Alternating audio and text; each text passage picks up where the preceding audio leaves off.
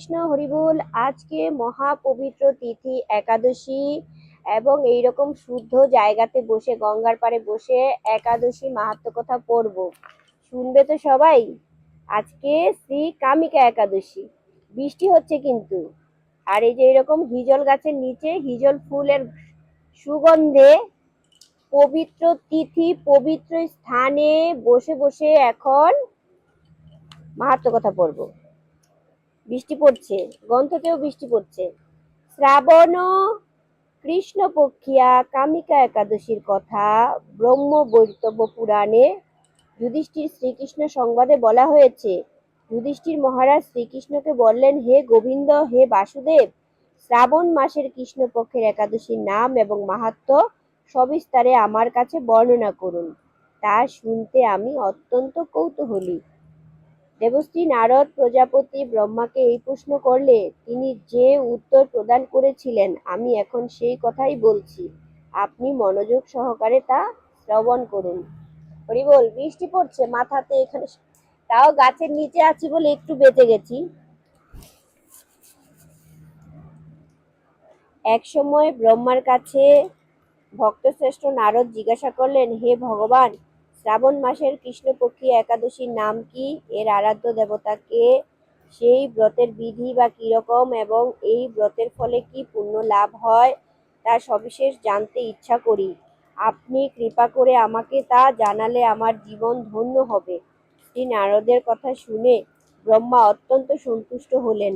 তিনি বললেন, হে বৎস, জগৎ জীবনের কল্যাণের মঙ্গলের জন্য আমি তোমার প্রশ্নের যথাযথ উত্তর দিচ্ছি, তুমি তা শ্রবণ করো। শ্রাবণ মাসের কৃষ্ণ পক্ষিয়া একাদশী কামিকা নামে জগতে প্রসিদ্ধা। এই একাদশীর মাহাত্ম্য শ্রবণে বাজপেয় যজ্ঞের লাভ হয়। ভগবান শ্রীহরি পূজা অর্চনা অপরিসীম পূর্ণ ফল প্রদান করে। গঙ্গা, গোদাবরী, কাশী, নৈমিষারণ্য, পুষ্কর ইত্যাদি তীর্থ দর্শনের সমস্ত ফল একমাত্র কৃষ্ণ পূজার মাধ্যমে কোটিগুণ লাভ করা যায়। গঙ্গার পাড়ে তো বসেই আছি, গঙ্গার পাড়ে তো আমি বসেই আছি।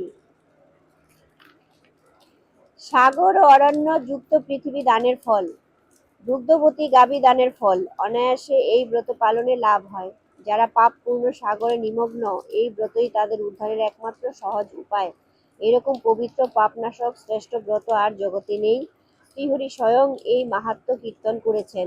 রাত্রি জাগরণ করে যারা এই ব্রত পালন করেন তারা কখনো দুঃখ দুর্দশায় গ্রস্ত হন না। এই ব্রত পালনকারী কখনো নিম্নজনী প্রাপ্ত হন না। কেশবপ্রিয়া তুলসী পত্রে যিনি শ্রীহরির পূজা করেন, পদ্ম পাতার জলের মতো তিনি পাপের নির্লিপ্ত থাকেন। তুলসীপত্র দিয়ে বিষ্ণু পূজায় ভগবান যেমন সন্তুষ্ট হন, মণিমুক্তাদি মূল্যবান রত্ন মাধ্যমেও তেমন প্রীতি হন না। যিনি কেশবকে তুলসী মঞ্জুরি দিয়ে পূজা করেন তার জন্মার্জিত সমস্ত পাপ ক্ষয় হয়ে যায়। এ প্রসঙ্গে ব্রহ্মা বললেন, হে নারদ, যিনি তুলসীকে প্রত্যহ দর্শন করেন এবং সকল পাপ রাশি বিদরিত হয়ে যায়, যিনি তাকে স্পর্শ করেন এবং তার পাপ মলিন দেহ পবিত্র হয়, তাকে প্রণাম করলে সমস্ত রোগ দূর হয়, তাকে জল সিঞ্চন করলে সব যম তার থেকে আসতে ভয় পায়, শ্রী হরিচরণে তুলসী অর্পিত হলে ভগবত ভক্তি লাভ হয়, সেই তাই হে কৃষ্ণ ভক্তি প্রদায়িনী তোমার প্রণাম করি।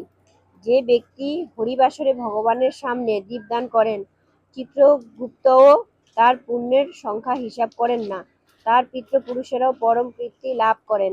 শ্রীকৃষ্ণ বললেন, হে রাজন, আমি আপনার কাছে সর্বপাপ হারিণী কামিকা একাদশীর মাহাত্ম্য বর্ণনা করলাম। অতএব যিনি ব্রহ্মহত্যা, ভ্রূণহত্যা, পাপ বিনাশিনী, মহাপুণ্য ফল দায়ী এবং ব্রত পালন করবেন, এই মাহাত্ম্য শ্রদ্ধা সহকারে পাঠ অথবা শ্রবণ করবেন, তিনি সর্বপাপ থেকে মুক্ত হয়ে বিষ্ণুলোকে গমন করবেন। হরে কৃষ্ণ, হরি বল। এবার একটি হিজল ফুল দেখাই। আচ্ছা, হিজল ফুল আগে একাদশীর উদ্দেশ্যে দিয়ে দিই। এই যে কি ভাল লাগছে না, এদিক থেকে দেখাই। পিছনে গঙ্গা, হিজল গাছের নিচে বসে আছি। অপূর্ব একটা সুঘ্রাণ হিজল ফুলের। ভগবানের চরণের অর্পিত ফুলের ঘ্রাণ নেওয়া অনেক ভালো।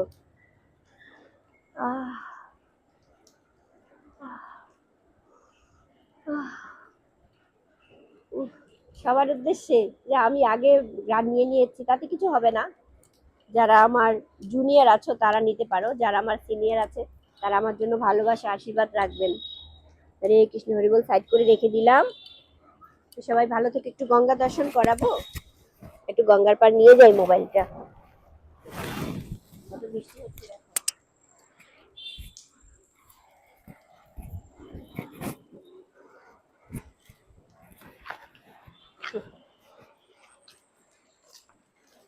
এটা এখন কিন্তু জোয়ার চলছে জানো তো, এখন জোয়ার চলছে। এই জল কিন্তু আর অনেক নিচে থাকে, অনেক নিচে থাকে এই জল। জলটা কত ঘোলা ঘোলা, খুব বৃষ্টি হচ্ছে না কদিন ধরে, তাই জল একদম ঘোলা।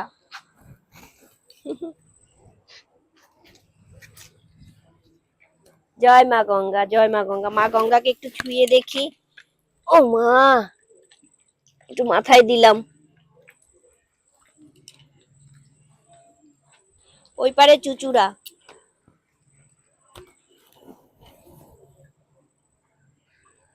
বাবা গো, কেমন করছে সব।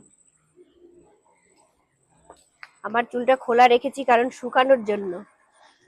চান করেই চলে এসেছি, বিন্দার আজকে পরীক্ষা, ওকে দিয়ে এখানে বসে গেছি হিজল গাছের নিচে। এই যে হিজল গাছটা দেখো, এই যে কত ফুল, ফুল ফুল ফুল ফুল ফুল। এই যে, এই যে যেমন করে আটকে আটকে থাকে, এগুলি হাওয়া পড়লে ঝরে আসে। জয় জগন্নাথ। এইরকম মনোরম পরিবেশে ভাগবত পাঠ, মা, সবকিছু কত ভালো হয়, কত ভালো লাগে।